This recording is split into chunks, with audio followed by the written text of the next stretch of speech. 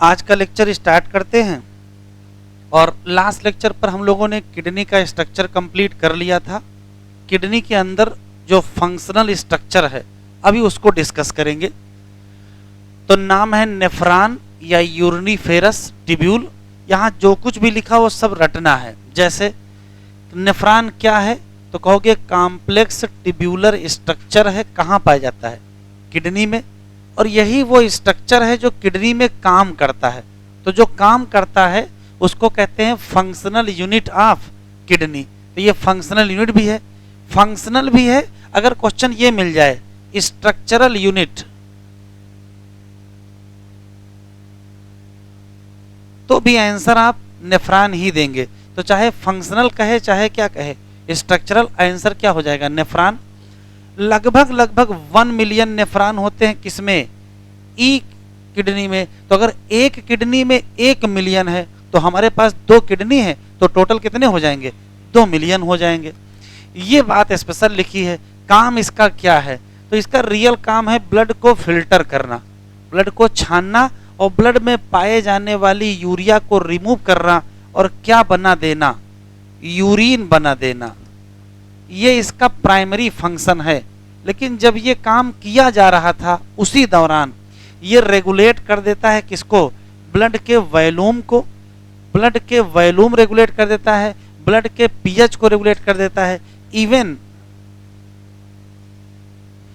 Ionic balance को भी regulate करता है। इसका मतलब है कि नेफ्रॉन किसमें इन्वॉल्व है? तो आंसर क्या देंगे? ऑस्मो रेगुलेशन में। तो अगर क्वेश्चन पूछेगा नेफ्रॉन के काम तो आप काम सारे बताओगे, लेकिन जो प्राइमरी फंक्शन है वो यही है। क्या?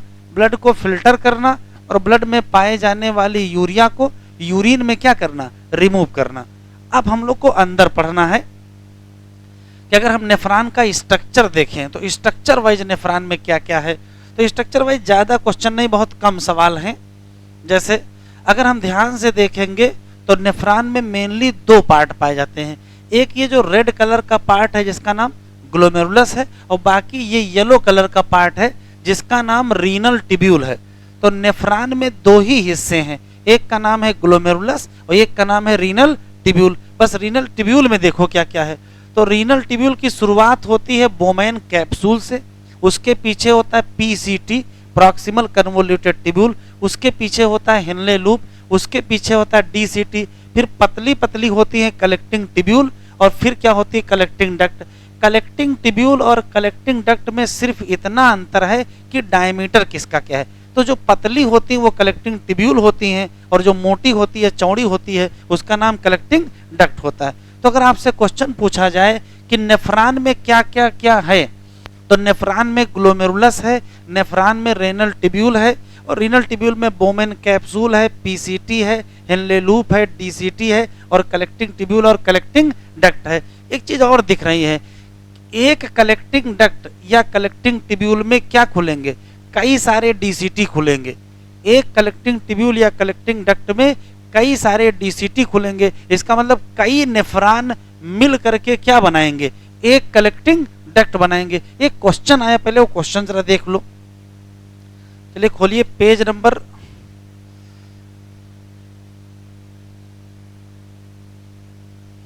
29 और क्वेश्चन नंबर 1। और कोई किसी की मदद नहीं करेगा, अपना अपना करेंगे।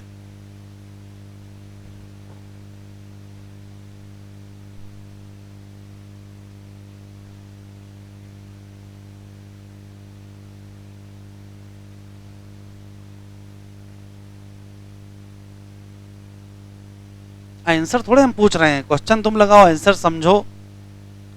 कह रहा है निम्नलिखित में से कौन सा हिस्सा है जो सिंगल नेफ्रॉन का पार्ट नहीं है? तो क्या कलेक्टिंग डक्ट सिंगल नेफ्रॉन का पार्ट होगी? कलेक्टिंग डक्ट तो कई नेफ्रॉन से मिल करके बनेगी ना। कई नेफ्रॉन जब जुड़ेंगे तब एक क्या बनेगी? Collecting duct. बढ़िया सवाल है। सिंगल नेफ्रॉन का कौन सा हिस्सा नहीं है? तो सिंगल नेफ्रॉन का हिस्सा कौन सा नहीं है? कलेक्टिंग डक्ट नहीं। वैसे ग्लोमेरुलस भी रियल में नेफ्रॉन है नहीं। ग्लोमेरुलस रियल में क्या है?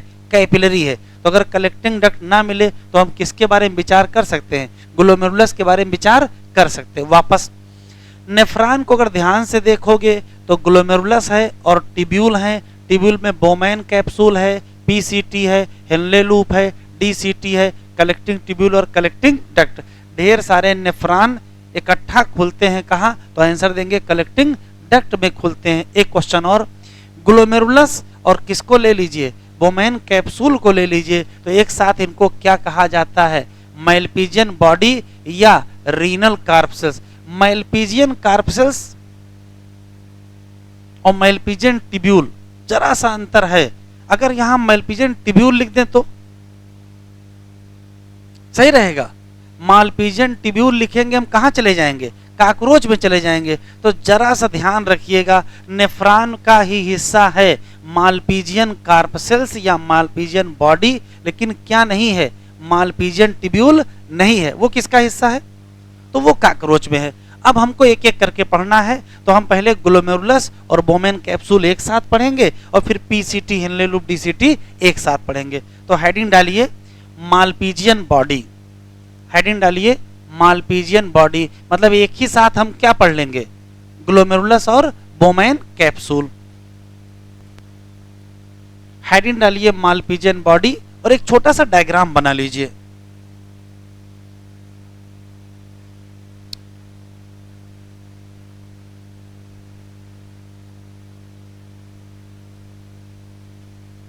हमारे साथ डायग्राम बना लीजिए।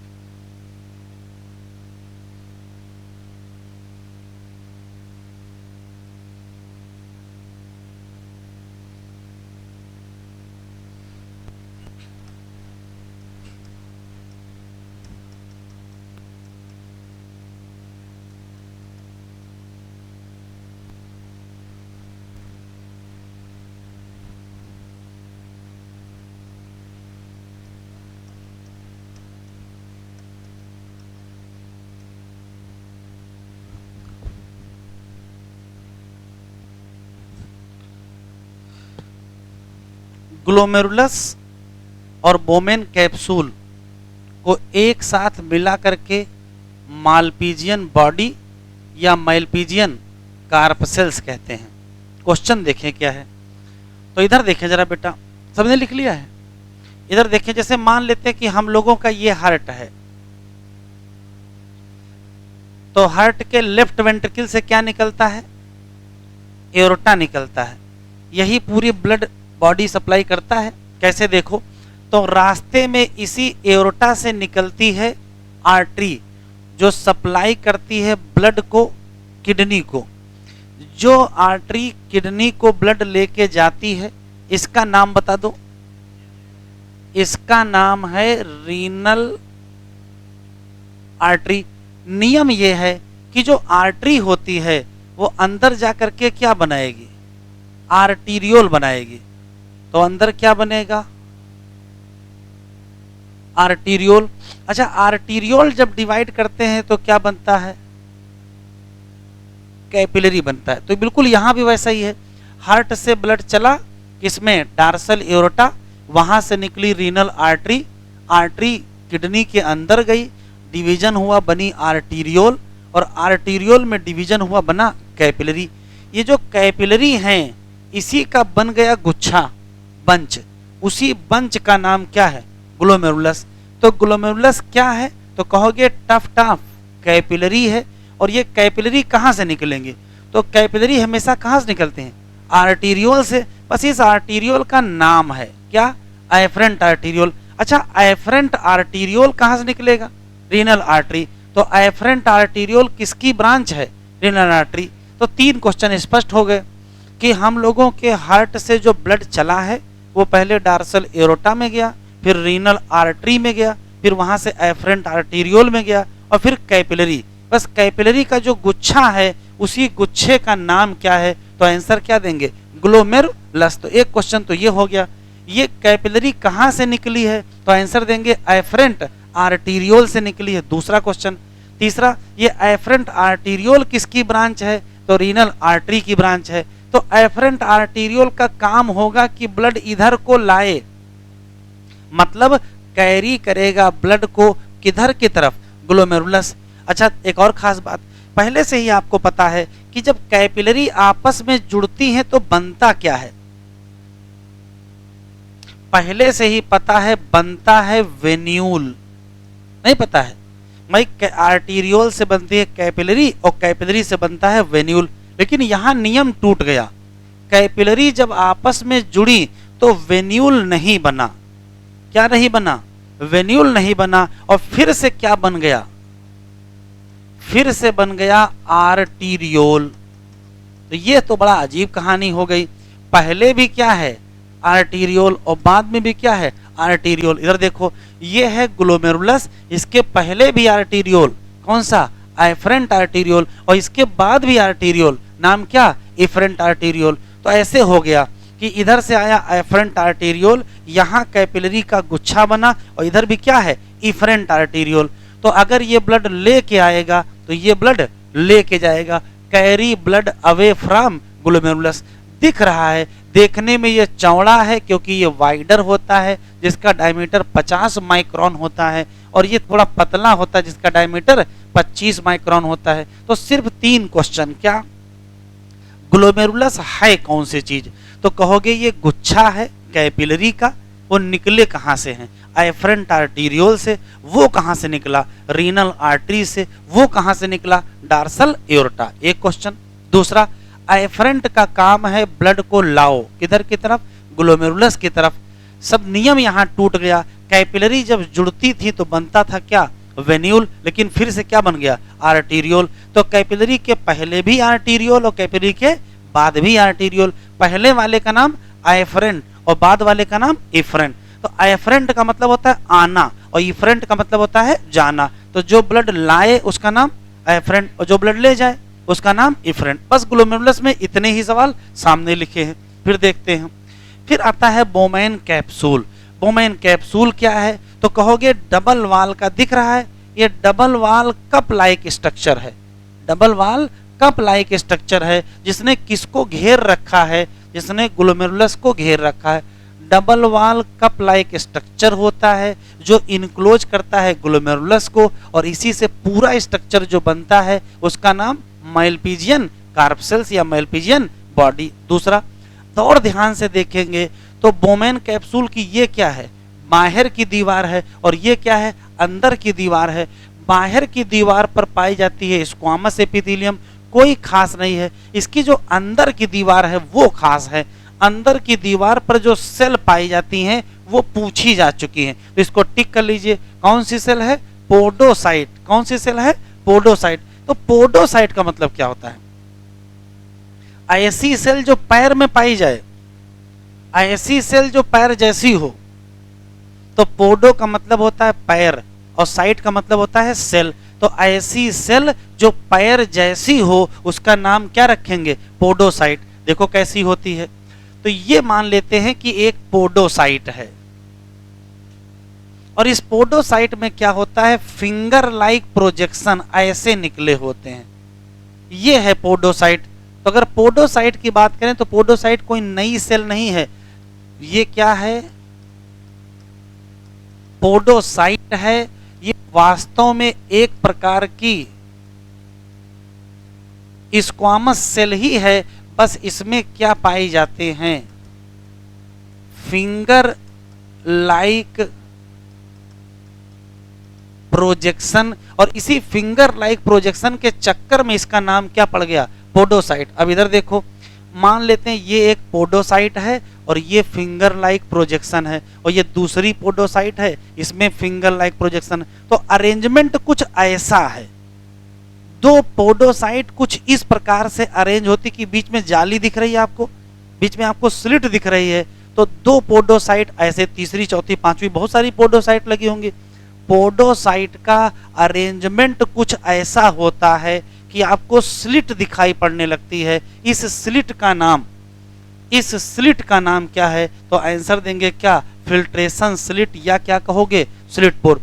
पोडोसाइट इंट्रिकेट मैनर में अरेंज होते हैं, उससे बनता है क्या, माइन्यूट पोर, और उसी का नाम क्या होता है, फिल्ट्रेशन स्लिट या स्लिट पोर। ये लाइन एनसीईआरटी में लिखी है लेकिन यहां नहीं लिखी है, कोई बात नहीं, आगे कहीं लिखी हुई है इसी चैप्टर में।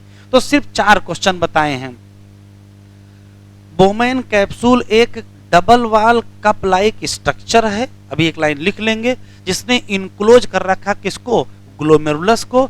आउटर वाल सिंपल स्क्वामस एपिथेलियम है, अंदर की जो दीवार बहुत इंपॉर्टेंट है, किसकी बनी है, पोडोसाइट। पोडोसाइट एक स्पेशल स्क्वामस सेल होती हैं जिसमें फिंगर लाइक प्रोजेक्शन होते हैं, इसी नाते इसका नाम पोडोसाइट पड़ गया। और पोडोसाइट का अरेंजमेंट कुछ ऐसा होता है कि बीच बीच में छोटे छोटे छेद होते हैं, नाम क्या पड़ जाता है, फिल्ट्रेशन स्लिट या स्लिट पोर। ये जरा डायग्राम बना लो, एक लाइन यहीं लिख लो, मैं लिखे दे रहा हूं।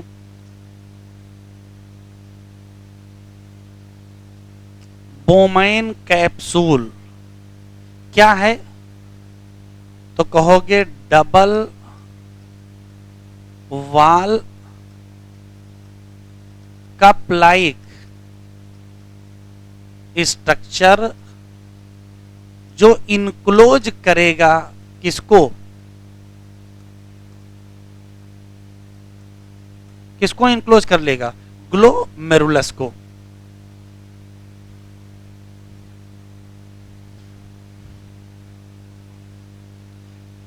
तो Bowman capsule clear, glomerulus clear. अब इसके बाद है पीसीटी और डीसीटी और हेनले लूप। तो मेन डायग्राम देखते हैं, ये है नेफ्रॉन का मेन डायग्राम, इसका नाम है proximal convoluted tubule.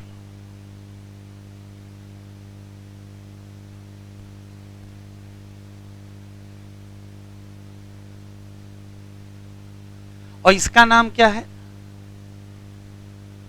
Distal convoluted tubule. तो प्रॉक्सिमल शब्द का मतलब क्या होता है, प्रॉक्सिमल शब्द का मतलब होता है पहले, और डिस्टल का मतलब होता है दूर में या बाद में। तो ऐसा हिस्सा जो ग्लोमेरुलस या बोमेन कैप्सूल या माइलपीजियन बॉडी के पास हो उसका नाम क्या रखोगे, प्रॉक्सिमल, और जो इससे थोड़ा दूर हो उसका नाम क्या रखोगे, डिस्टल। अच्छा, कन्वोल्यूटेड का क्या मतलब होता है, कन्वोल्यूटेड का मतलब होता है टेढ़ा मेढ़ा, टेढ़ा मेढ़ा कहो चाहे हाईली क्वाइल्ड कहो। तो आराम से बताएं नेफ्रॉन के कौन से हिस्से हैं जो कन्वोल्यूटेड या हाईली क्वाइल्ड हैं? तो दो नाम दोगे, एक पीसीटी और डीसीटी। तो पीसीटी भी हाईली क्वाइल्ड है और डीसीटी भी हाईली क्वाइल्ड है, बस फर्क क्या है, पीसीटी किससे कनेक्ट है, बोमेन कैप्सूल से और किससे, हेनले लूप से, और डीसीटी किससे कनेक्ट है, तो हेनले लूप से और कलेक्टिंग ट्यूब्यूल या किससे, कलेक्टिंग डक्ट। कौन कौन से हिस्से हैं जो हाईली क्वाइल्ड हैं? तो हाईली क्वाइल्ड में पीसीटी भी है और क्या है, डीसीटी है। बस पीसीटी किसके किसके बीच है, तो कहोगे किसके किसके बीच, बोमेन कैप्सूल और हेनले लूप। और ये किसके बीच है, तो हेनले लूप और कलेक्टिंग ट्यूब्यूल या कलेक्टिंग डक्ट। तो सिर्फ दो लाइनें लिखनी है, यहीं लिखेंगे पीसीटी और डीसीटी दोनों एक साथ। पीसीटी और डीसीटी दोनों में कॉमन बात यह है कि दोनों क्या हैं, दोनों हाईली क्वाइल्ड कन्वोल्यूटेड ट्यूब्यूल हैं, किसकी, नेफ्रॉन की। बस ये बताओ पीसीटी किसको किसके बीच है और डीसीटी किसके किसके बीच है? तो पीसीटी किसके किसके बीच है, तो ये कनेक्ट करती है किसको, बोमेन कैप्सूल को, किससे, हेनले लूप से। और डीसीटी किसके किसको कनेक्ट करती है, कनेक्ट करती है Henle loop to collecting duct या ट्यूब्यूल भी कह सकते हो, कोई दिक्कत नहीं है। कलेक्टिंग डक्ट और कलेक्टिंग ट्यूब्यूल में सिर्फ इतना ही अंतर है कि जो पतली होती वो कलेक्टिंग ट्यूब्यूल और जो चौड़ी होती वो कलेक्टिंग डक्ट होती हैं, लोकेशन वही होती है। आराम से बताएं हाईली क्वाइल्ड पार्ट कौन सा है, तो या तो आंसर दोगे पीसीटी या तो आंसर क्या दोगे, डीसीटी। बस अलग है कि ये बोमेन कैप्सूल को हेनले लूप से और ये हेनले लूप को कलेक्टिंग डक्ट से। लिख लो दो लाइन, फिर दो लाइनें हम लोग हेनले लूप की पढ़ लेंगे।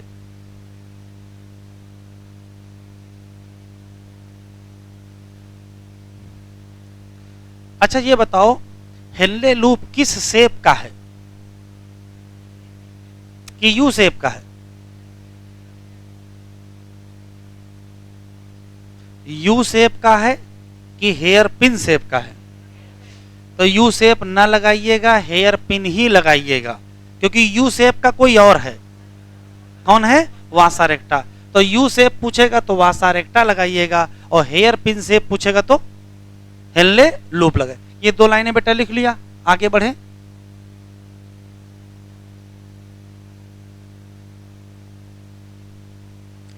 अच्छा पोडोसाइट कहां पाई जाती है, तो कहोगे inner wall of Bowman capsule. और पोडोसाइट के बीच बीच में छोटे छोटे क्या होते हैं, पोर। नाम क्या, फिल्ट्रेशन स्लिट या क्या कहते हो, स्लिट पोर। यही सबसे काम का सवाल है। इसका नाम पोडोसाइट क्यों पड़ा, तो क्योंकि इसमें छोटे छोटे फिंगर लाइक क्या हैं, प्रोजेक्शन पाए जाते हैं। जरा डायग्राम देखो मेन वाला, ये बेटा क्या है, हेनले लूप। कैसा है, तो कहोगे हेयर पिन शेप। कैसा शेप है बेटा, हेयर पिन शेप।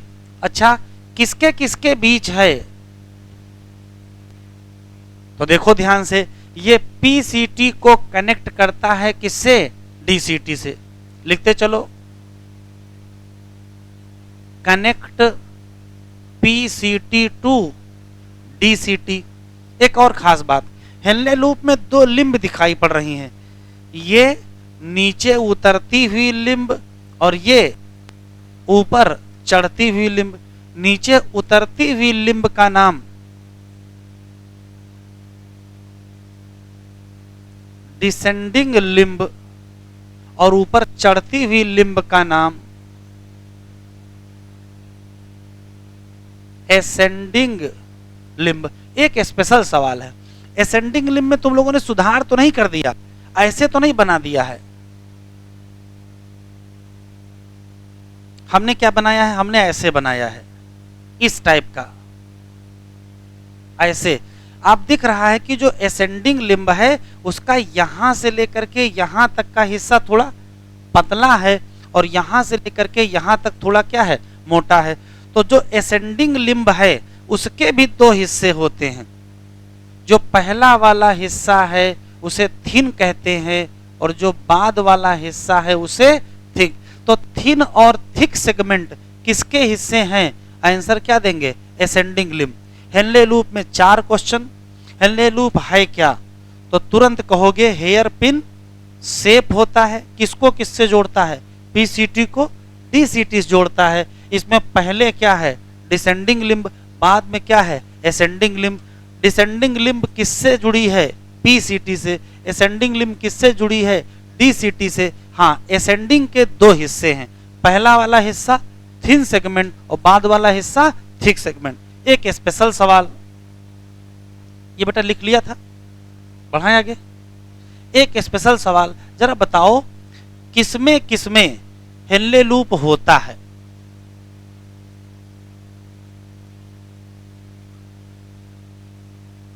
और किसमें किसमें नहीं होता है?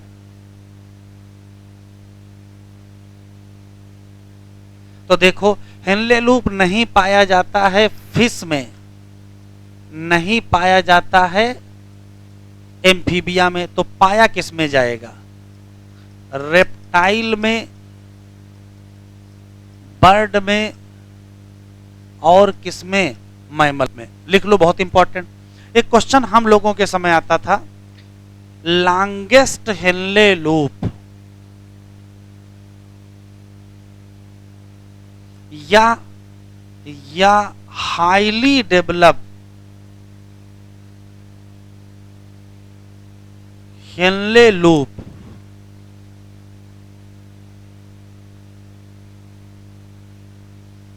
किसमें पाया जाता है? तो आंसर देंगे मैमल।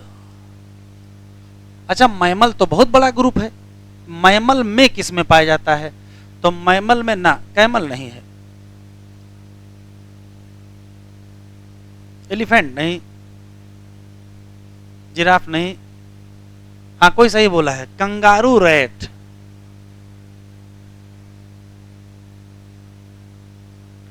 कंगारू है कि रैट है? तो न कंगारू है न रैट है, इसका नाम ही क्या है? Kangaroo rat. जो कि है क्या? जो कि एक प्रकार का डेजर्ट मैमल है। ध्यान से सुनेंगे, हेनले लूप का जो मेन काम है वो है पानी बचाना, वाटर कंजर्वेशन करना और यूरिन कंसंट्रेट करना। तो जो रेगिस्तान में रहेंगे उनको सबसे ज्यादा पानी बचाना होगा, तो उन्हीं नाते सबसे ज्यादा लंबा हेनले लूप किसमें मिलेगा? Kangaroo rat. पुरानी वाली एनसीईआरटी में इसका नाम लिखा है, इकोलॉजी में, एडाप्टेशन वाले में। अब वो एडाप्टेशन हटा दिए हैं तो ये नाम भी हट गया है, ठीक है। लेकिन एग्जामिनर के दिमाग से नहीं हटा है, ठीक है, उसके पास है अभी भी। कौन सा? Kangaroo rat. हेनले लूप में क्या रटे? हेयर पिन शेप रटे। हाँ, डिसेंडिंग में नहीं होता है, हेयर पिन शेप होता है और पीसीटी को डीसीटी से जोड़ता है। पहले क्या है? डिसेंडिंग, बाद में क्या है? एसेंडिंग। एसेंडिंग में 2 हैं, पहले क्या है? थिन और बाद में क्या है? थिक। स्पेशली किसमें किसमें नहीं है? फिश और एम्फीबिया। और किसमें किसमें है? रेप्टाइल, बर्ड और मैमल। सबसे बढ़िया या सबसे लंबा किसमें है? तो आंसर क्या देंगे? Kangaroo rat. लिख ले बेटा। नेफ्रॉन के कितने हिस्से? तो ग्लोमेरुलस हो गया, बोमेन कैप्सूल हो गया, पीसीटी हो गया, डीसीटी हो गया, हेनले लूप। अब इसके बाद है कलेक्टिंग ट्यूब्यूल और कलेक्टिंग डक्ट। उसके बारे में 2 लाइनें। बढ़े आगे। तो देखो साइड में लिखो कलेक्टिंग डक्ट।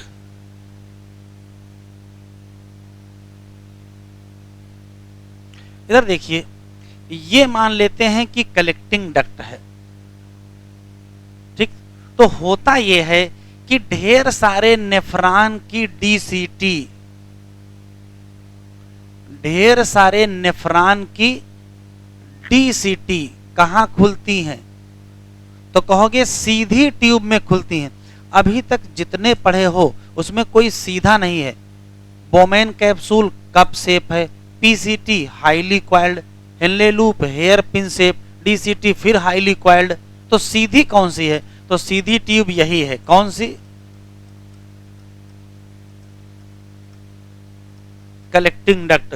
तो एनसीईआरटी में ऐसे लिखा है क्या कि ढेर सारी मेनी डीसीटी खुलती हैं किसमें?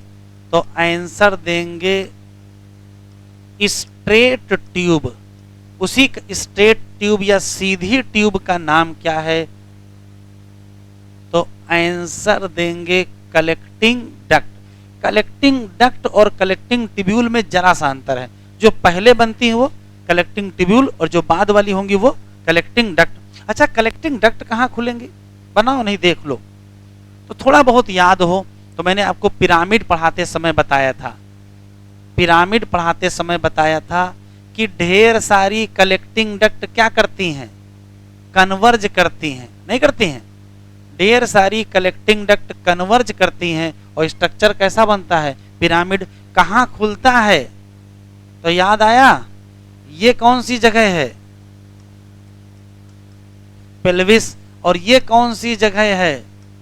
कैलिक्स। और ये क्या है? पिरामिड है। तो याद आ गया थोड़ा बहुत। तो कलेक्टिंग डक्ट क्या करेंगी? तो कन्वर्ज करेंगी। और कहां खुलेंगी? तो open in renal pelvis at कहां? कैलिक्स। किसके थ्रू पास होंगे? Through medullary pyramid. फिर से पूरी लाइन बोल देते हैं। ढेर सारे नेफ्रॉन की जो डीसीटी हैं वो कहां खुलेंगी? सीधी ट्यूब। नाम क्या? Collecting duct. और ढेर सारी कलेक्टिंग डक्ट क्या हो जाएंगी? कन्वर्ज हो जाएंगी। और कहां खुलेंगी? पेल्विस। किसके थ्रू खुलेंगी? पिरामिड। और किस जगह खुलेंगी? तो कैलिक्स पर। बनाओ, आराम से बताएं। इतने सारे हिस्से में सीधी ट्यूब कौन सी है? तो कौन सी है? Collecting duct. ज्यादा अच्छा ना बनाओ, वो बना लो टेढ़ा मेढ़ा। नहीं, टेढ़ा मेढ़ा नहीं बनाना है, सीधा बनाना है, सीधी ट्यूब।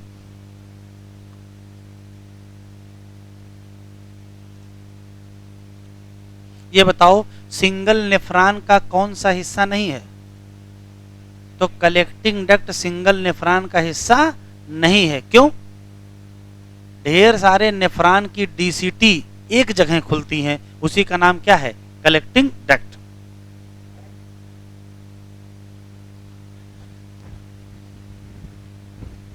लिख लिया?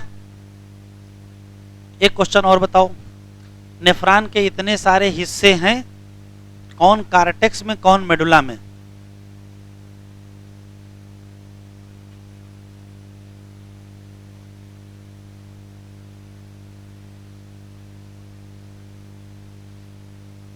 तो रटेंगे नहीं, डायग्राम से भी दिखाई पड़ेगा। दिखाएं?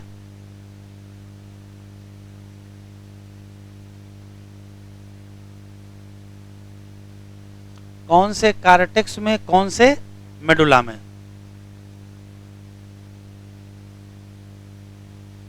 जरा बताओ। डीसीटी कहां खुलेंगे? कलेक्टिंग डक्ट में। और कलेक्टिंग डक्ट कहां खुलेगा? कहां खुलेगा? पेल्विस में खुलेगा। और किसके थ्रू? पिरामिड के थ्रू। और किस जगह खुलेगा? कैलिक्स पर। बढ़े बेटा आगे। सबने लिख लिया पीछे?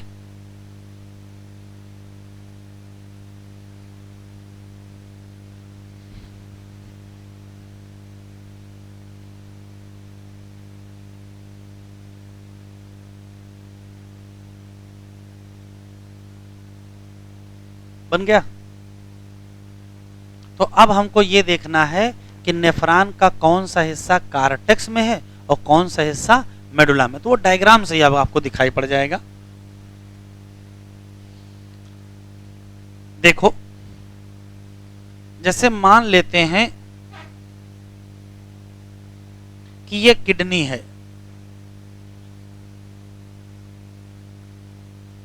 और ये कार्टेक्स मेडुला डिफरेंशिएशन है। ये मान लेते हैं कि क्या है, कार्टेक्स, और ये मान लेते हैं कि क्या है, मेडुला, और हम नेफ्रॉन बना रहे हैं। तो नेफ्रॉन की स्थिति देखो, नेफ्रॉन की स्थिति यह है कि ये है बोमैन कैप्सूल, ये है पीसीटी, ये है हेनले लूप, ये है डीसीटी, ये है कलेक्टिंग डक्ट। नाम भी लिख लेते हैं। ये क्या है, और यहां ग्लोमेरुलस भी तो होगा, नहीं होगा? तो ये है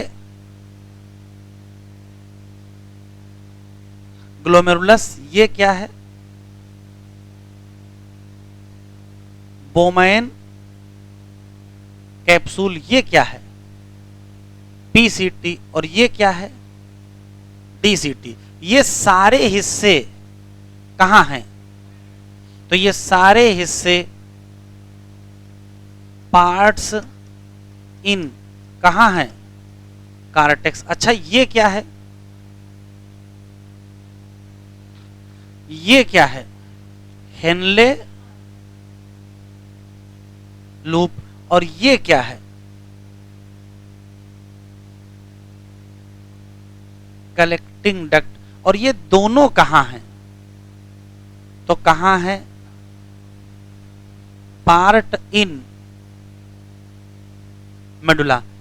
बनाते रहिए और सोचते रहिए कौन सा हिस्सा ऐसा है जो कार्टेक्स से मेडुला तक है। Part extend from cortex to medulla, ये लाइन एनसीईआरटी में लिखी है।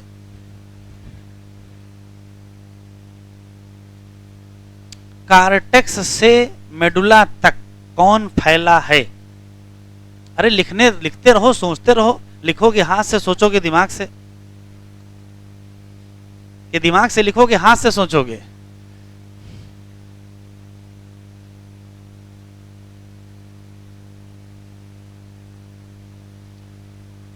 लिख डालो बिटिया, इतना ना सोचो।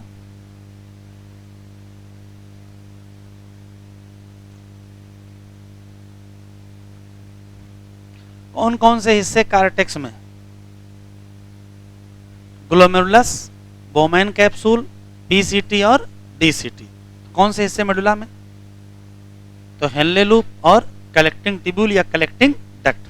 फिर स्पेशल सवाल है, कौन सा हिस्सा है जो कार्टेक्स से मेडुला तक फैला है? तो यही लिखेंगे, part extend from cortex to medulla. तो इसका आंसर है कलेक्टिंग डक्ट। बस आप एनसीईआरटी में ढूंढ लो ये लाइन कहां लिखी है। एनसीईआरटी आपके पास है, ढूंढो। यहां नहीं लिखी, जहां पढ़ रहे वहां नहीं लिखी है। कैसी कैसी किडनी बना रहे हो भैया? सब लोग अपनी अपनी बना रहे हो क्या? हाँ, खरबूजे जैसी किडनी बनाए दे रहे हैं। बीन शेप तो बनाओ कम से कम। तरबूज का शेप तो है नहीं।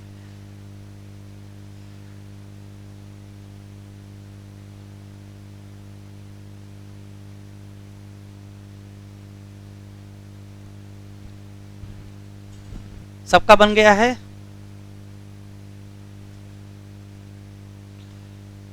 इस हिसाब से तो 2027 में सिलेबस खत्म होगा, समझ रहे हो? 26 में तो नहीं होने वाला है। थोड़ा स्पीड बढ़ाओ लिखने की। बनाए डायग्राम, साइड हेडिंग हाँ वो लाइन मिल गई एनसीईआरटी में। चलो ठीक है, बढ़े आगे। चलिए अभी लिखेंगे नहीं, देखें। मान लेते हैं कि ये किडनी है और ये कार्टेक्स मेडुला डिफरेंशिएशन है। तो नेफ्रॉन देखो कैसे पाए जाते हैं। एक स्थिति ये है कि नेफ्रॉन का ये है ग्लोमेरुलस वाला हिस्सा, मतलब बोमेन कैप्सूल, ये है पीसीटी, ये है हेनले लूप, ये है डीसीटी और ये कलेक्टिंग डक्ट। एक ऐसी स्थिति है। दूसरा देखो, दूसरी स्थिति ये है ग्लोमेरुलस, ये है पीसीटी, ये है हेनले लूप, ये है डीसीटी और ये है कलेक्टिंग डक्ट। इस नेफ्रॉन और इस नेफ्रॉन में क्या अंतर है?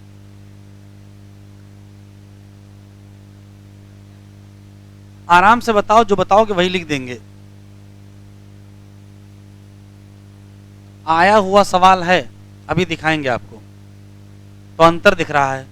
इस नेफ्रॉन की मैलपीजियन कार्पसेल्स कार्टेक्स के सरफेस की तरफ है और इस नेफ्रॉन की मैलपीजियन कार्पसेल्स कार्टेक्स और मेडुला के जंक्शन पर है। एक अंतर दिख रहा है।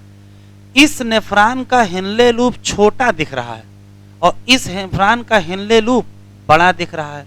यही दो मेन अंतर हैं। इसी नाते इस नेफ्रॉन का नाम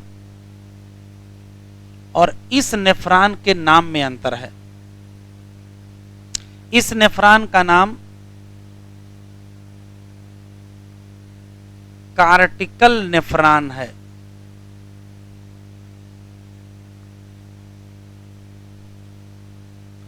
और इस नेफ्रॉन का नाम जक्स्टा मेडुलरी नेफ्रॉन है। ये बताओ कि क्या ऐसा कोई नेफ्रॉन है जिसका पूरा हिस्सा कार्टेक्स में है? ऐसा है कोई नेफ्रॉन? क्या कार्टिकल नेफ्रॉन का कंप्लीट नेफ्रॉन कार्टेक्स में है? नहीं। इसका भी हिस्सा कहां है? मेडुला में। और उसका भी हिस्सा कहां है? मेडुला में। तो दो नाम क्यों रखे गए? तो इसका मैलपीजियन कार्पसेल्स कहां है? कार्टेक्स के सरफेस पर है और इसका मैलपीजियन कार्पसेल्स कहां है? कार्टेक्स और मेडुला के जंक्शन। यही मेन अंतर है। मालपीजियन, अभी लिखो नहीं, सुन लो।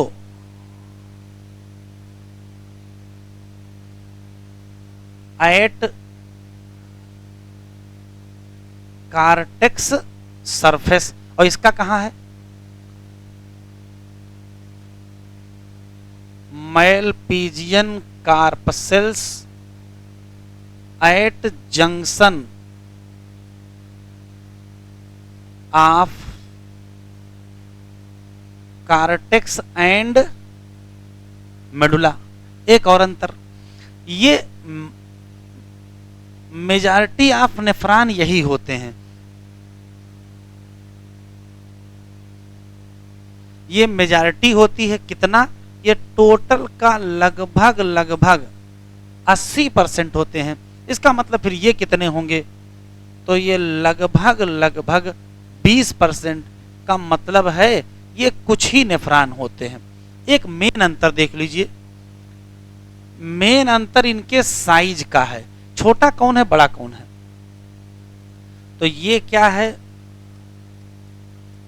स्मॉलर नेफ्रॉन है और ये क्या है? लॉन्गर नेफ्रॉन है। ये क्यों छोटा है और ये क्यों बड़ा है? बी बाई सी का मतलब बिकाज। अब आदमी इसी फोन करो हमको, बी बाई सी क्या है? बिकाज। तो देखो ये छोटा है क्योंकि इसका हेनले लूप छोटा है और ये बड़ा है क्योंकि हेनले लूप बड़ा है। Because shorter Henle loop. अब जब छोटा है तो जरा सा जाएगा, दैट स्लाइटली डिप इनटू किसमें, मेडुला। और ये बड़ा है because longer Henle loop that NCERT में जो लिखा है रन दौड़ेगा डीप इनटू मेडुला। अच्छा एक और अंतर बता दो, बहुत इंपॉर्टेंट अंतर है, तो यहां रटेंगे, अभी थोड़ी देर बाद समझ में आ जाएगा। यहां एब्सेंट है, यहां एब्सेंट या हम रिड्यूस भी कह सकते हैं क्या, वासा रेक्टा। और यहां प्रेजेंट या हाईली डेवलप क्या, वासा रेक्टा। बड़ा इंपॉर्टेंट सवाल है, ये बताओ इन दोनों में से कौन सा नेफ्रॉन है जिसका पूरा हिस्सा कार्टेक्स में, कोई नहीं है, पूरा हिस्सा मेडुला में कोई नहीं है, दोनों थोड़े कार्टेक्स में और दोनों थोड़े मेडुला में है। बस कुछ इस प्रकार से हैं कि जिसका हेनले लूप छोटा है और मेडुला में जरा सा है उसका नाम कार्टिकल है, और जिसका हेनले लूप बड़ा है मेडुला में ज्यादा है उसका नाम जक्स्टा मेडुलरी। एक में वासा रेक्टा या तो है नहीं या तो बहुत रिड्यूस है, और या तो है तो बहुत बढ़िया। तो किसमें रिड्यूस है, कार्टिकल में, और किसमें डेवलप है, जक्स्टा मेडुलरी। बना लीजिए।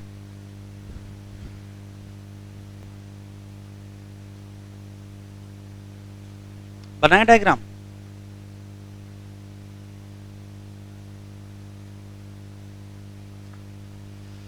जरा देखो इधर, इतना तो पहले से ही पता है कि ये है बोमैन कैप्सूल, ये है पीसीटी, ये क्या है हेनले लूप, और ये क्या है टीसीटी। आगे वो कलेक्टिंग ट्यूब्यूल और कलेक्टिंग डक्ट मिलेंगे। इतना भी पता है कि इधर से ब्लड आता है किसके द्वारा, एफरेंट आर्टीरियोल से, हाँ या ना, और इधर ब्लड जाता है किससे, इफरेंट आर्टीरियोल।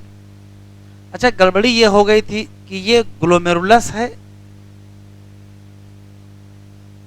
और ग्लोमेरुलस वास्तव में क्या है, कैपिलरी है। आया कौन था, एफरेंट। नियम था कि यहां क्या बनना चाहिए था, वेन्यूल, लेकिन बन क्या गया, इफरेंट आर्टीरियोल। तो जल्दी ही इफरेंट आर्टीरियोल को गलती का हो गया एहसास कि हमको वेन्यूल बनाना था, और बन गए क्या, आर्टीरियोल। तो ये इफरेंट आर्टीरियोल फिर डिवाइड कर जाएगा, और ये ऐसे ऐसे डिवाइड कर जाएगा, और ढेर सारी क्या बनेंगी, कैपिलरी। तो इफरेंट आर्टीरियोल से क्या निकलेंगी, कैपिलरी निकलेंगी। किसके अराउंड, अराउंड रीनल ट्यूब्यूल। देखो ऐसे ये कैपिलरी निकलेंगी और नेफ्रॉन के ट्यूब्यूल के चारों तरफ रन कर जाएंगी।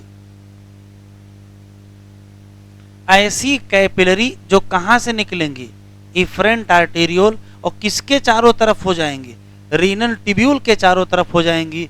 इन्हीं कैपिलरी का नाम रखा जाएगा पेरीट्यूबुलर कैपिलरी। इनका नाम ये क्यों रखा गया, पेरी का मतलब के चारों तरफ, और ट्यूबुलर का मतलब ट्यूब्यूल। जो किडनी के जो नेफ्रॉन के ट्यूब्यूल के चारों तरफ पाई जाएं उनका नाम क्या रखोगे, पेरीट्यूबुलर कैपिलरी। इसी पेरीट्यूबुलर कैपिलरी का एक हिस्सा कहां चला गया, पैरेलल टू हेनले लूप, और जो हिस्सा हेनले लूप के पैरेलल चला गया है उसका नाम क्या रखा गया, वासा रेक्टा। तो ध्यान से सुनेंगे, वासा रेक्टा क्या है, तो कहोगे ये पेरीट्यूबुलर कैपिलरी का ही हिस्सा है, बस कहाँ चला गया है, पैरेलल टू हेनले लूप। इसी नाते वासा रेक्टा का शेप कैसा होगा, यू शेप होगा। कैसा शेप, यू शेप।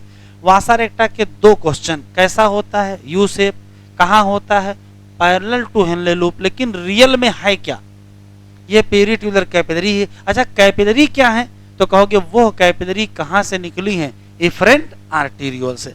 किसमें प्रेजेंट और किसमें एब्सेंट, तो कार्टिकल नेफ्रॉन में एब्सेंट और जक्स्टामेडुलरी में प्रेजेंट। बनाओ बनाओ और सोचो कौन सा नेफ्रॉन है जो काउंटर करंट मैकेनिज्म का हिस्सा है।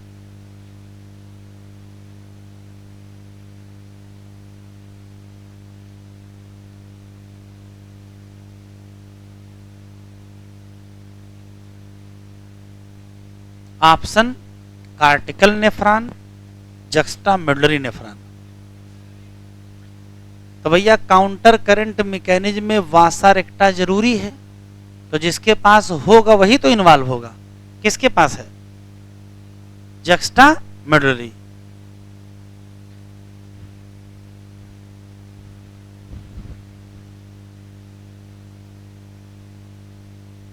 तो वासा रेक्टा और बाकी पेरीट्यूबुलर कैपिलरी में क्या अंतर,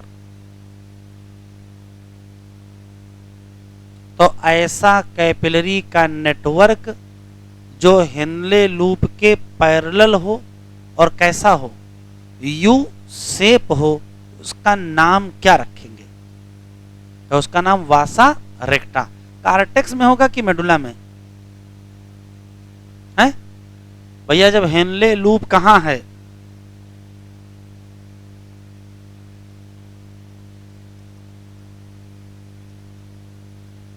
हेनले लूप मेडुला में है, तो वासा रेक्टा भी कहां होगा, मेडुला में ही होगा। लिख लीजिए, आपको जो हमने प्रिंटेड नोट्स दिया है उससे नेफ्रॉन पूरा पढ़ डालिए, फिर एनसीईआरटी ओपन करिए, उससे एक बार हाईलाइट कर लेते हैं।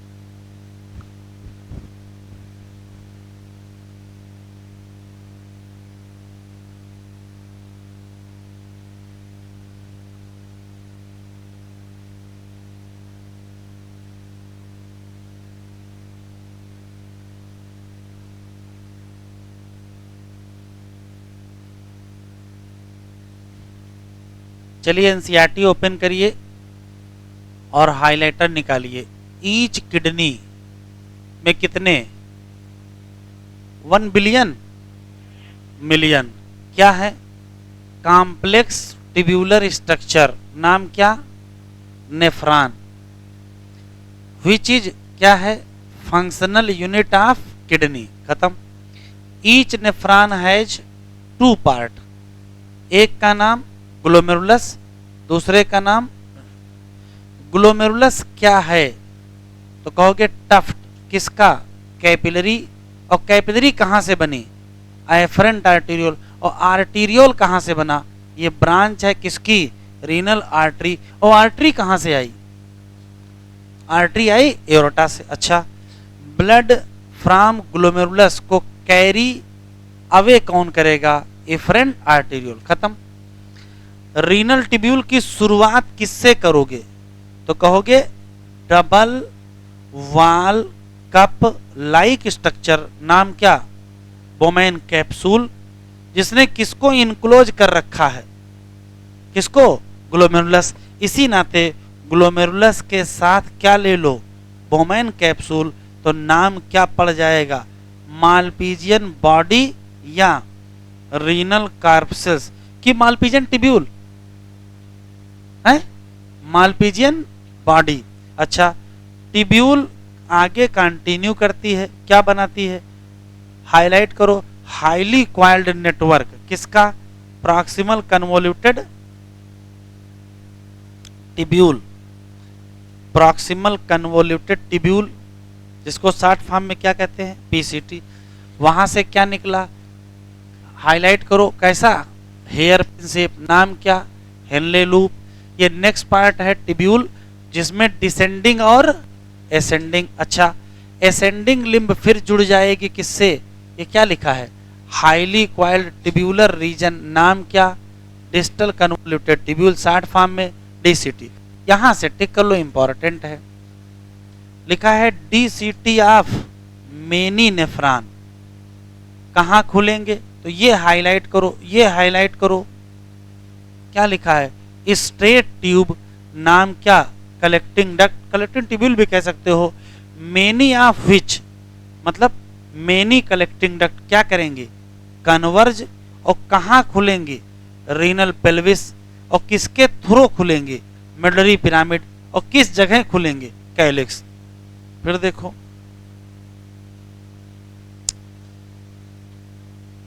मेलपीजियन कार्पसेल्स, वहां लिखा था मेलपीजियन बॉडी और यहां लिखा है मेलपीजियन कार्पसेल्स, चीज एक ही है, मतलब दो शब्द इसके अंदर हैं, क्या क्या, ग्लोमेरुलस और बोमेन कैप। फिर पीसीटी और डीसीटी, ये सब कहाँ हैं, तो कहोगे कार्टिकल रीजन में, जबकि लूप ऑफ हेनले कहाँ है, मेडुला। लेकिन लूप ऑफ हेनले के साथ भी क्या है, कलेक्टिंग डक्ट। फिर देखो क्या लिखा है, हाइलाइटर निकालो, मेजॉरिटी ऑफ नेफ्रॉन क्या होगा, लूप ऑफ हेनले बहुत छोटा होगा, इस नाते जरा सा किसमें जाएगा, मेडुला में। ऐसे नेफ्रॉन का नाम क्या रखोगे। लेकिन कुछ नेफ्रॉन में क्या होगा, लूप ऑफ हेनले बहुत लंबा, तो गहराई में जाएगा किसमें, मेडुला। ऐसे नेफ्रॉन को क्या कहोगे, जक्स्टा मेडुलरी नेफ्रॉन। बड़ी इंपॉर्टेंट लाइन है, एग्जाम में आ रही है, ठीक। फिर देखो लिखा है इफरेंट आर्टीरियोल, जो कहां से निकली थी, ग्लोमेरुलस, उसने क्या बनाया, तो फाइन कैपिलरी नेटवर्क बनाया, किसके अराउंड, रीनल टिब्यूल, क्या नाम पड़ा, पेरी टिब्यूलर कैपिलरीज। फिर उसी की लिखा है a minute vessel of this network, ये दिस क्या है, ये पेरी टिब्यूलर कैपिलरी है। A minute vessel of this network run, underline करो, हाईलाइट करो, parallel to the Henle loop, बनाएगा क्या, यू शेप, नाम क्या, बहुत इंपॉर्टेंट, वासा रेक्टा, या तो हाईली रिड्यूस किसमें, कार्टिकल नेफ्रॉन, तो vasa recta highly develop in juxtamedullary nephron. चलिए, ये हेडिंग न डालिएगा अभी, यूरिन फॉर्मेशन हेडिंग नहीं डालेंगे, हेडिंग डालिए physiology of excretion.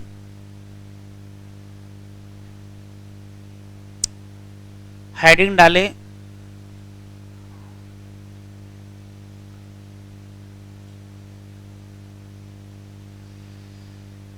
Physiology of excretion. Excretion की फिजियोलॉजी में 3 घटनाएं होती हैं। पहली घटना है अमोनिया फॉर्मेशन,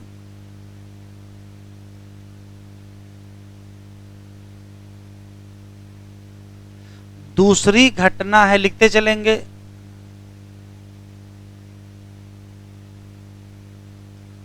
यूरिया फॉर्मेशन, और तीसरी घटना है यूरिन फॉर्मेशन। एनसीईआरटी ने क्या किया है, सीधे शुरू कर दिया है किससे, यूरिन फॉर्मेशन, लेकिन हम लोग 2 लाइनें अमोनिया की, 2 लाइनें यूरिया की, और फिर ज्यादातर क्या पढ़ेंगे, यूरिन फॉर्मेशन।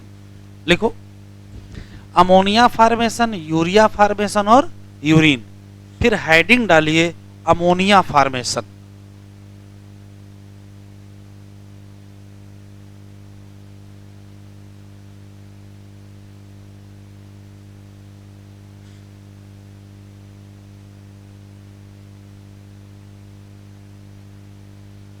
शुरू करें, हेडिंग डालें ammonia formation.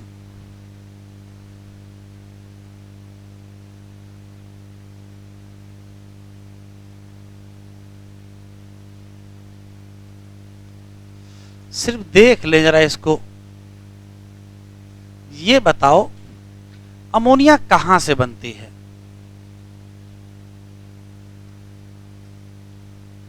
Ammonia form by protein. अभी लिखो नहीं, देख लो, मेटाबॉलिज्म। अच्छा ठीक है, अगर हम प्रोटीन की मेटाबॉलिज्म करेंगे तो हमको मिलेंगे अमीनो एसिड, नहीं मिलेंगे? और अमीनो एसिड से ही हमको क्या बनानी है? अमोनिया। तो अमीनो एसिड लिख लेते हैं। किसी अमीनो एसिड में एक कार्बन होता है, उसकी 4 वैलेंसी होती हैं। एक जगह क्या लगा होता है? NH2। एक जगह क्या लगा होता है? COH। ये H और क्या? R। तो यदि आप चाहते हो कि अमीनो एसिड से अमोनिया बने तो क्या रिमूव कर दो? NH2 को ही तो रिमूव करना पड़ेगा। NH2 को क्या करना पड़ेगा? रिमूव। अब सवाल यह है कैसे रिमूव करोगे? तो इसके 2 तरीके हैं। एक है ट्रांस एमिनेशन, नाम सुने हैं कि नहीं? और एक है डी एमिनेशन, नहीं सुने हैं? अब सुने क्या हुआ है? NCERT 11th में एक चैप्टर है मिनरल न्यूट्रिशन, है क्या था? तो मिनरल न्यूट्रिशन चैप्टर में नाइट्रोजन की मेटाबॉलिज्म में लास्ट में देखिएगा तो ये ट्रांस एमिनेशन और डीएमिनेशन दिया हुआ है। अब चैप्टर हट गया तो बात ही खत्म। तो याद रखेंगे अमोनिया बनाने की कौन सी प्रोसेस हैं? तो आंसर क्या देंगे? ट्रांस एमिनेशन और डीएमिनेशन। बनाते कैसे हैं? अमीनो एसिड का NH2 ग्रुप क्या करते हैं? रिमूव करते हैं और हमें क्या मिल जाता है? अमोनिया। लिखो, सिर्फ इतना ही अमोनियम पढ़ना है। Urea formation. बढ़ाएं बेटा आगे। Urea formation.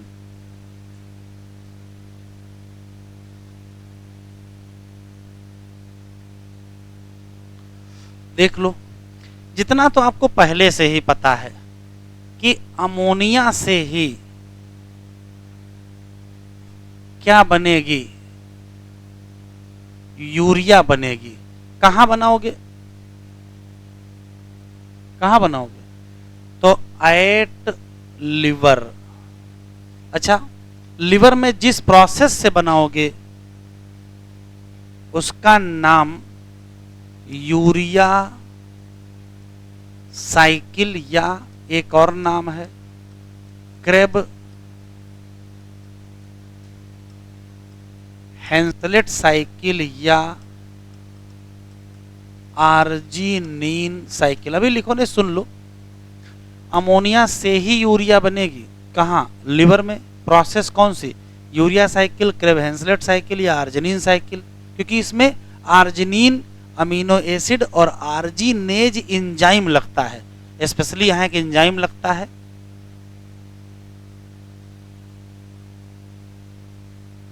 जिसका नाम आर्जिनेज है। अब सवाल ये इतना सीधी है नहीं, रियल में देखोगे तो ये है कि 2 मॉलिक्यूल अमोनिया और 1 मॉलिक्यूल का कार्बन डाइऑक्साइड जब जोड़ेंगे और 3 ATP खर्चा करेंगे तो 1 molecule urea NH2CO NH2। Question आपसे पूछा जाएगा 1 मॉलिक्यूल यूरिया बनने के लिए क्या क्या क्या चाहिए? 1 मॉलिक्यूल यूरिया फॉर्मेशन को क्या क्या चाहिए? तो कहोगे रिक्वायर। बताओ, तो कहोगे 2 चाहिए क्या? अमोनिया। 1 चाहिए क्या? CO2। और 3 चाहिए क्या? ATP। बस इतना ही लिखना है यूरिया में।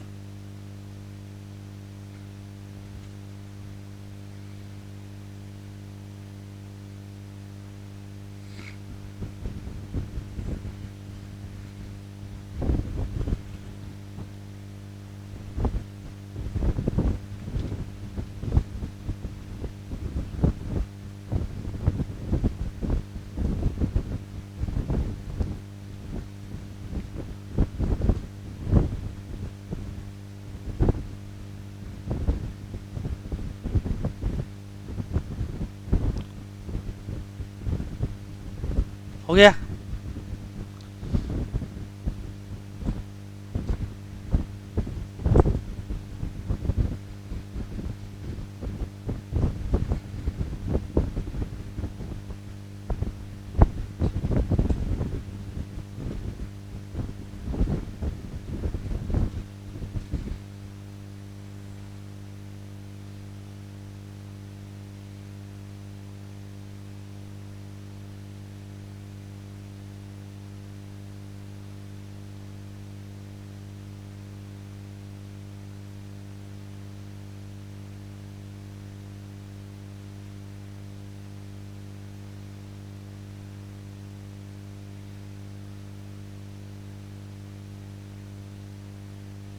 शुरू करें।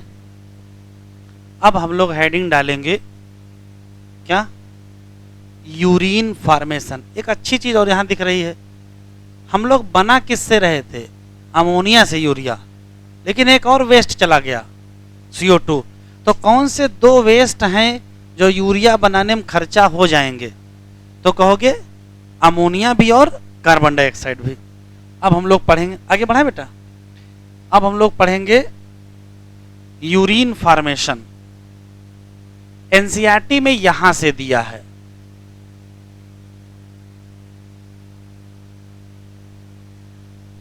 पहला सवाल यह है कि यूरिन फॉर्मेशन कितने स्टेप में करेंगे, तो कहोगे 3 स्टेप। तो जब 3 स्टेप हैं तो फर्स्ट स्टेप, सेकंड स्टेप और थर्ड स्टेप। पहला बताओ, तो पहला है glomerular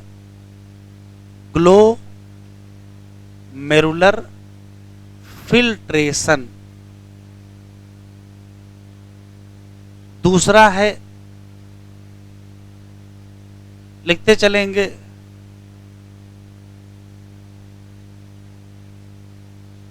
selective reabsorption.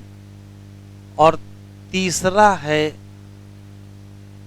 Selective secretion. आराम से बताएंगे इसमें से कौन एक्टिव है और कौन पैसिव है।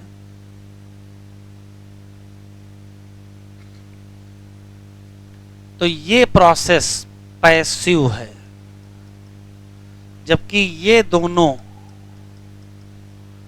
एक्टिव हैं। क्वेश्चन ऐसे पूछा गया है कि यदि किडनी में ऑक्सीजन की सप्लाई कम कर दी जाए तो बताओ कौन सी प्रोसेस प्रभावित नहीं होगी।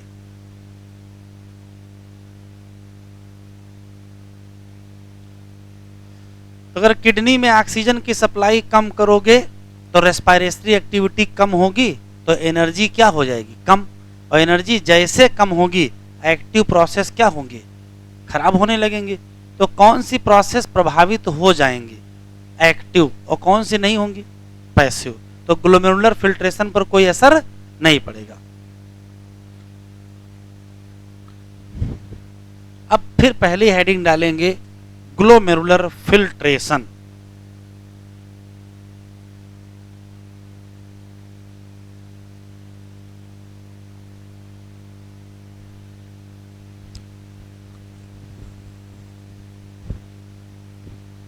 शुरू करें, हेडिंग डालें ग्लोमेरुलर फिल्ट्रेशन।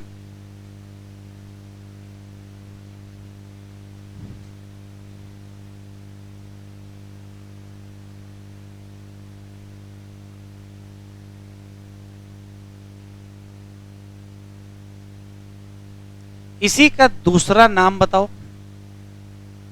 इसी का दूसरा नाम है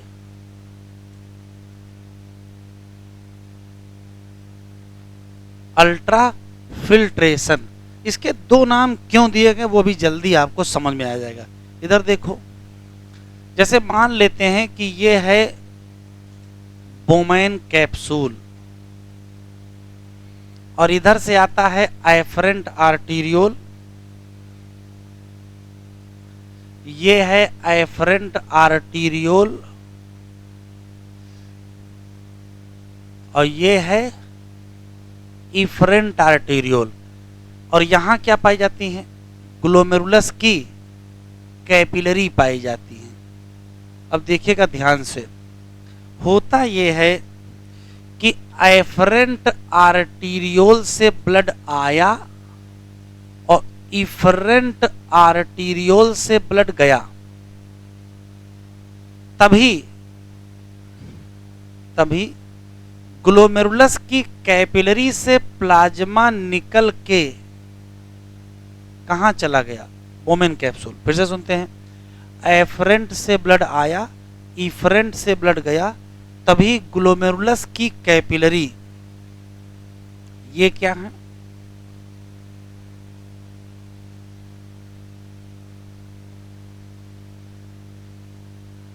ग्लोमेरुलस की जो कैपिलरी है वहीं से प्लाज्मा निकल के कहां चला गया? बोमेन कैप्सूल में चला गया। वो प्रोसेस जिससे प्लाज्मा निकल के यहां से गया है, इसका नाम फिल्ट्रेशन होगा, और जो प्लाज्मा यहां इकट्ठा हुआ है उसका नाम फिल्ट्रेट होगा। अभी लिखेंगे नहीं, सुनेंगे, बनाने टाइम देंगे आराम से। चूंकि फिल्ट्रेशन कहां हुआ है? ग्लोमेरुलस की कैपिलरी पर हुआ है, इसी नाते इस फिल्ट्रेशन का नाम क्या रखोगे? Glomerular filtration. और ध्यान से सुनो, ये जो यहां फिल्ट्रेट इकट्ठा हुआ है इसमें क्या होगा? तो कहोगे जो कुछ भी ब्लड में होगा वो सब यहां पहुंचेगा। एनसीईआरटी में जो लिखा वो याद रखेंगे। इसमें पाए जाते हैं all component of plasma except, क्या छोड़ के? Except protein. इसको इधर देखें, ये मान लेते हैं ग्लोमेरुलस की कैपिलरी है, ठीक।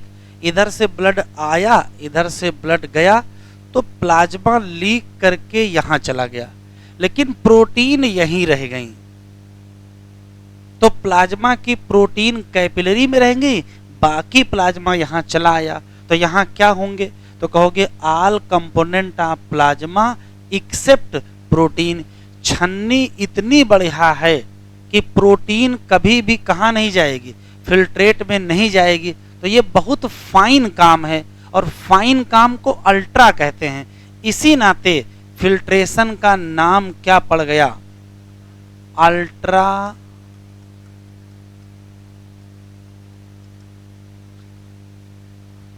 इस लाइन के नाते इसका नाम क्या पड़ गया? Ultra filtration. और चूंकि ग्लोमेरुलर कैपिलरी पर फिल्ट्रेशन हो रहा है, इसी नाते इसका नाम क्या पड़ गया? Glomerular filtration. तो इसके दो नाम क्यों हैं? तो पहली लाइन, फिल्ट्रेशन कहां होता है? तो कहोगे ग्लोमेरुलस की कैपिलरी पर होता है, तो नाम क्या रखोगे? Glomerular filtration. और फिल्ट्रेशन में क्या होता है? तो कहोगे सारे कंपोनेंट प्लाज्मा के निकल के कहां चले जाते हैं? बोमेन कैप्सूल में। क्या छूट जाता है? प्रोटीन छूट जाती है। इसी नाते इसका नाम क्या रखना पड़ा? Ultra filtration. एक और क्वेश्चन, फिल्ट्रेट में क्या होगा और क्या नहीं होगा? जो बताओगे वो लिख देंगे। तो वाटर होगा, वेरी गुड, चलो खैर सही बताए। और बताओ, वाटर के साथ सारे नाइट्रोजनस वेस्ट होंगे? नहीं होंगे। नाइट्रोजनस वेस्ट जैसे अमोनिया का अमोनियम आयन होगा, यूरिया होगा, यूरिक एसिड होगा। तो मेनली हम क्या कहें? यूरिया होगा, अमोनियम आयन होगा और यूरिक एसिड होगा। अच्छा ये बताओ, ग्लूकोज होगा? लिखो नहीं, लिख लेना आराम से, लिखने के चक्कर में ना पड़ो, सुन लो। ग्लूकोज होगा कि नहीं? बस देखो, पहले आंसर दे देते हो फिर सोचते हो। पहले सोचो फिर आंसर दो। ग्लूकोज होगा कि नहीं?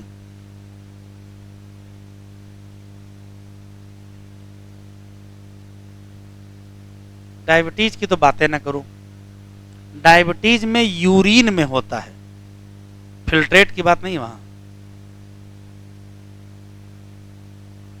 अच्छा तो सुनो, इधर आओ, इधर आओ। यहां क्या है, प्लाज्मा। जब प्लाज्मा निकल के यहां आया है तो ग्लूकोज प्लाज्मा में होता कि नहीं होता है? तो क्या छन्नी ग्लूकोज को रोक लेगी?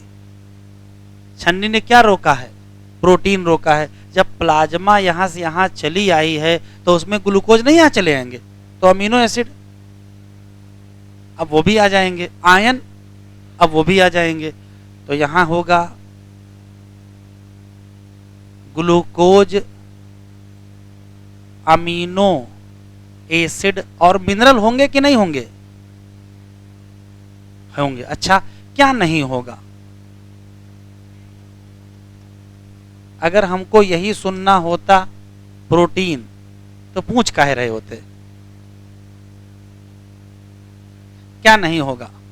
प्रोटीन नहीं होगी, इसमें कॉमन बात पहले बता दिए हैं। और क्या नहीं होगा? तो क्या आरबीसी होगी, डब्ल्यूबीसी, प्लेटलेट, तो ब्लड सेल होंगी?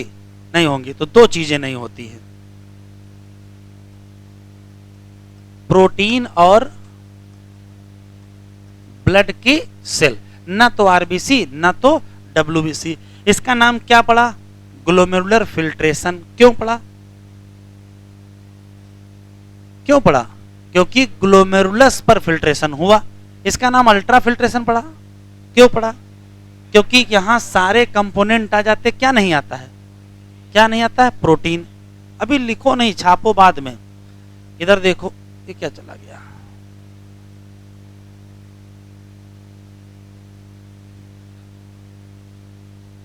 ये बताओ कि भैया इधर से ब्लड आया था और इधर को ब्लड गया था, तो प्लाज्मा लीक करके यहां क्यों चला आया? कोई तो कारण होगा। तो सवाल यह है कि ग्लोमेरुलर फिल्ट्रेशन या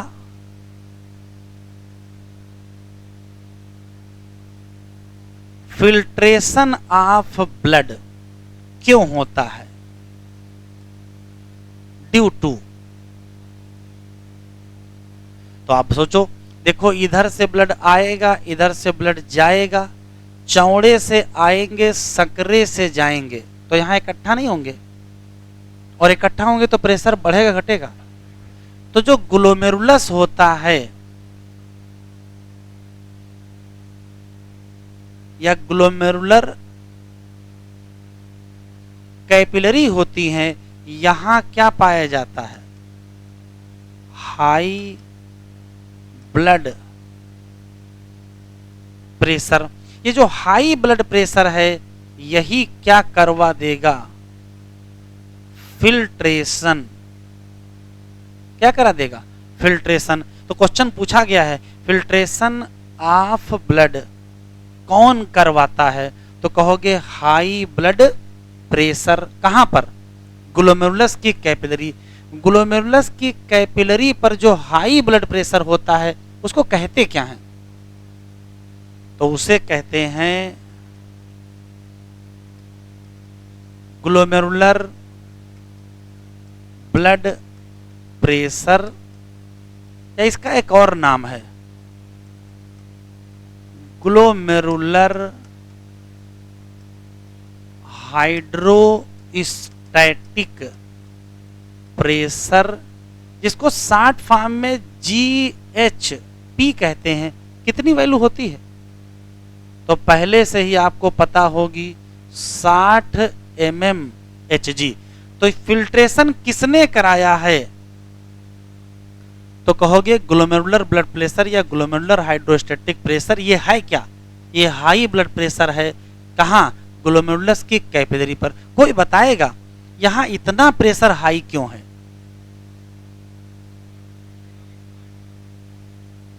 सोचो, अगर इन दोनों का डायामीटर बराबर होता तो जितना ब्लड आता उतना ब्लड जाता, तो क्या यहां इकट्ठा होता? तो क्या फिल्ट्रेशन होता? तो यहां हाई ब्लड प्रेशर किसके चक्कर में बन गया है? ऑप्शन सुने दो। पहला option wide lumen of afferent arteriole, और दूसरा ऑप्शन है narrow lumen of efferent arteriole. इसका चौड़ा होना कारण है कि इसका सकरा होना कारण है? तो चौड़े से कोई मतलब नहीं है, जाने का रास्ता अगर चौड़ा होता तो काम बन जाता। तो इसका कारण क्या है? तो ड्यू टू क्या कहोगे? नैरो ल्यूमेन ऑफ किसका? एफरेंट की फ्रेंड? Efferent arteriole. अब जगह नहीं बची है, पहले इतना लिखो।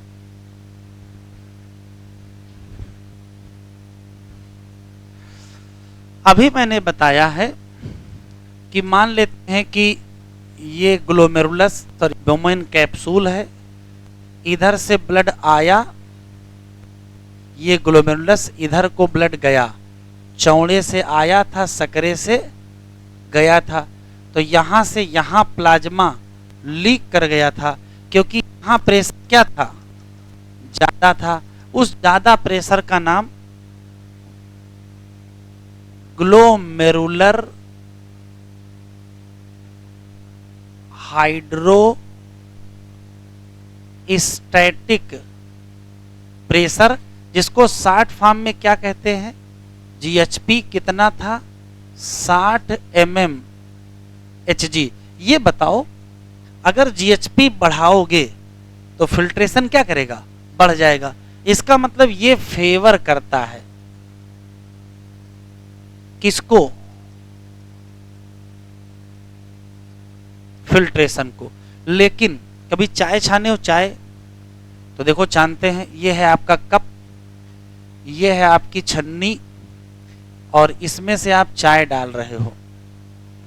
जैसे ही छानना शुरू करते हो, शुरू में चाय तेजी से नीचे आती है, लेकिन जल्दी ही चाय की पत्ती यहां आ जाती है, और जब चाय की पत्ती आ जाती है तो नीचे चाय जिस स्पीड से जा रही थी वो कम हो जाती है।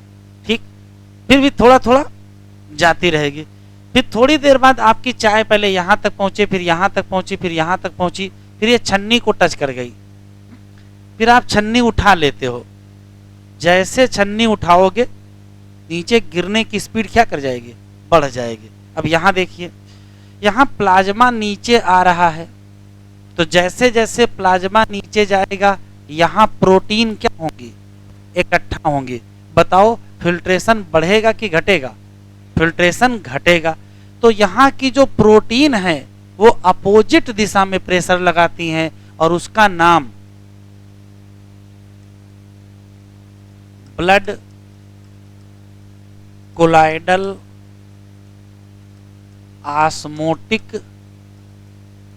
प्रेशर, शॉर्ट फॉर्म में इसको BCOP कहते हैं। कितना होता है? 32 mm Hg।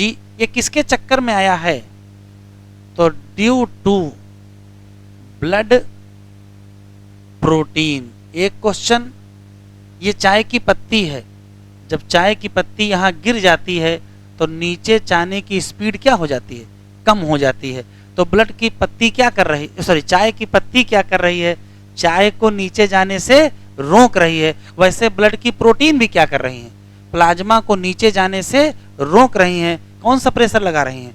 BCOP। अच्छा, नीचे जो चाय कलेक्ट हो रही है वो भी तो आने वाली चाय का विरोध कर रही है। विरोध ना करने पाए, छन्नी उठा लीजिए, फिर से चाय तेजी से नीचे गिरने लगेगी। तो नीचे की चाय भी अपोजिट दिशा में प्रेशर लगा रही है। तो यहां देखो, यहां जो फिल्ट्रेट कलेक्ट होगा वो भी तो अपोजिट दिशा में प्रेशर लगाएगा। तो जो फिल्ट्रेट कलेक्ट होगा उसके प्रेशर का नाम कैप्सूलर हाइड्रो स्टैटिक प्रेशर किसके चक्कर में हुआ है? Due to filtrate collect in Bowman capsule. Short form में इसको क्या कहते हैं? तो शॉर्ट फॉर्म में इसको कहते हैं CHP। कितना होता है? 18 mm Hg। अब काम के मिल गए 3 प्रेशर। जरा बताओ इसमें से कौन सा है जो फिल्ट्रेशन के फेवर में है? बीसीओपी। और उसका अपोज कौन कर रहे हैं? अरे फेवर में कौन है? जीएचपी। और अपोज कौन कर रहा है? बीसीओपी और सीएचपी। तो जरा बताओ ग्लोमेरुलस पर नेट प्रेशर कितना होगा? तो नेट प्रेशर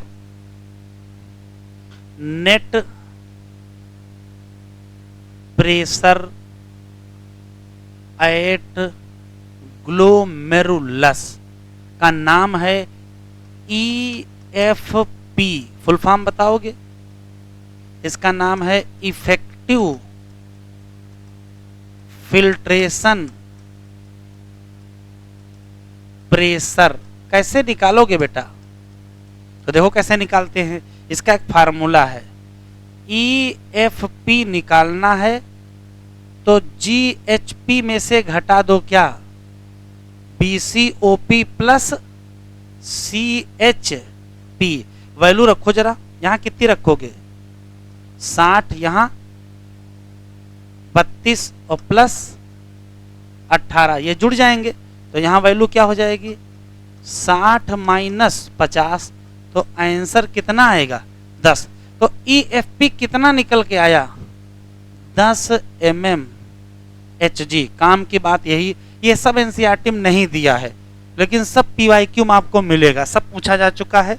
3 प्रेशर, किडनी के नेफ्रॉन के ग्लोमेरुलस की कैपिलरी पर जो प्रेशर, उसका नाम ग्लोमेरुलर हाइड्रोस्टैटिक प्रेशर 60 mmHg का। उसका अपोज 2 लोग करते हैं, एक ब्लड कोलॉइडल प्रेशर और एक capsular hydrostatic pressure. Blood colloidal pressure उस प्रोटीन से आता है जो वहां कलेक्ट होती है कैपिलरी में, और कैप्सुलर हाइड्रोस्टैटिक प्रेशर उस फिल्ट्रेट से आता है जो वुमेन कैप्सूल में कलेक्ट होता है। नेट निकालोगे तो 32 और 18 आपस में जोड़ देंगे, चूंकि वो विरोध कर रहे थे, 60 में से घटा देंगे। नेट कितना निकला? 10 mmHg। तो जब हमारे शरीर का ब्लड प्रेशर 120/80 होता है, तो किडनी के ग्लोमेरुलस का नेट प्रेशर कितना होता है? 10 mmHg। लिखो ये एनसीईआरटी।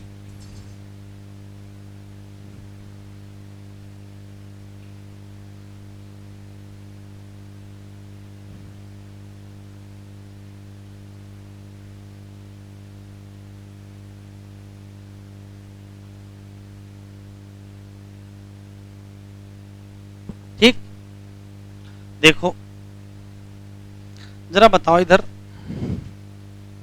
मान लेते हैं कि ये किडनी है, सुबह बहुत बार मान चुके हैं, और मान लेते हैं कि ये किडनी की ब्लड सप्लाई है। ठीक, सिर्फ ये बताइए, इस तरफ से ब्लड आएगा,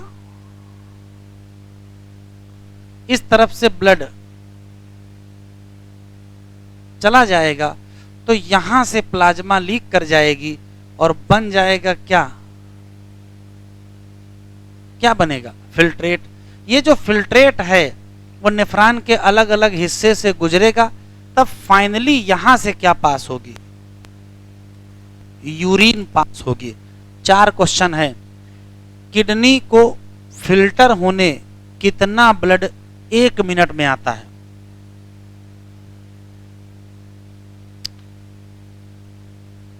वॉल्यूम या amount? Volume of blood filter by kidney, बताओ। तो रट लेंगे, ये है लगभग 1100 से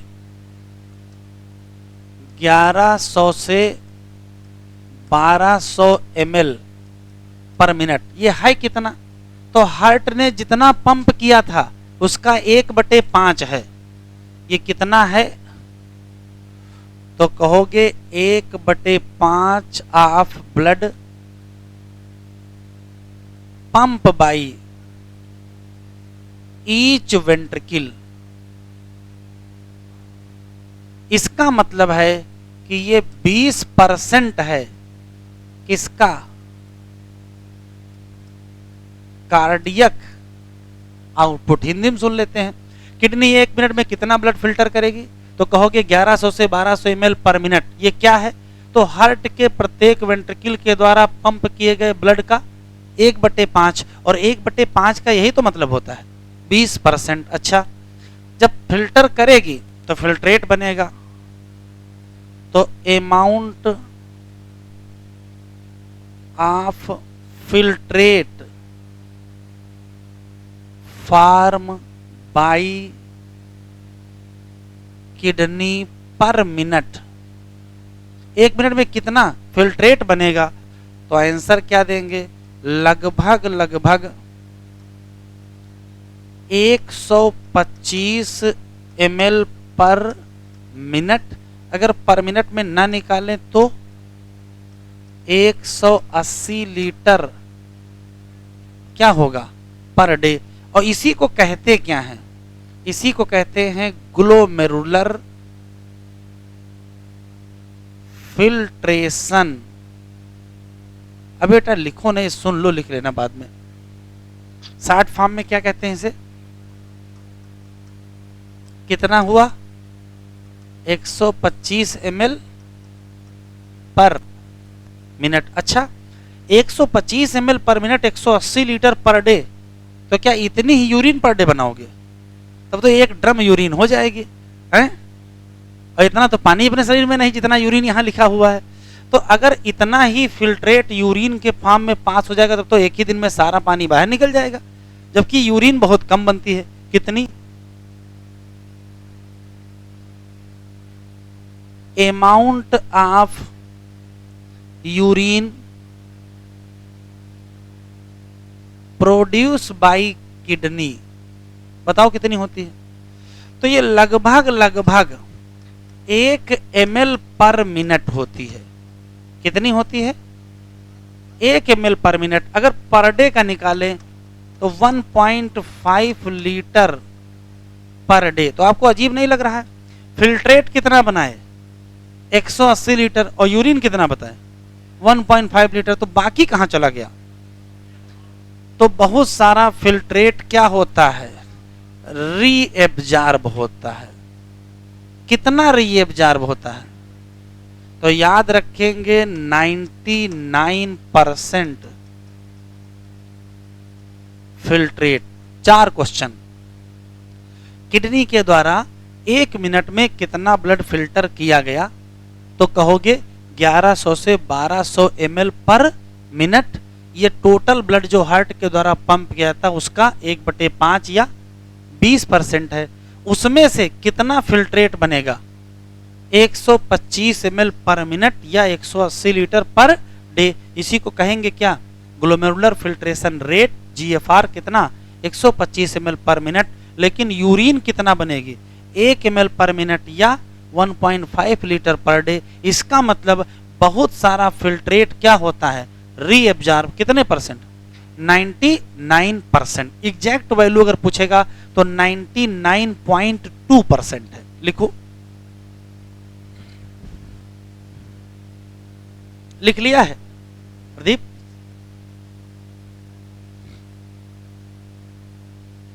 किसका? प्रदीप का? अच्छा,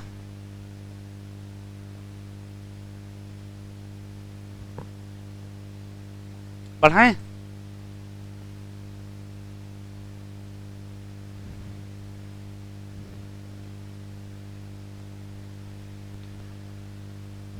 तो एनसीईआरटी वाले इतना जल्दी में थे कि ना अमोनिया बनाए ना यूरिया बनाए, सीधे क्या बना दिए? यूरिन बना दिए। इतना जल्दी में। यूरिन फॉर्मेशन में कितने स्टेप? 3।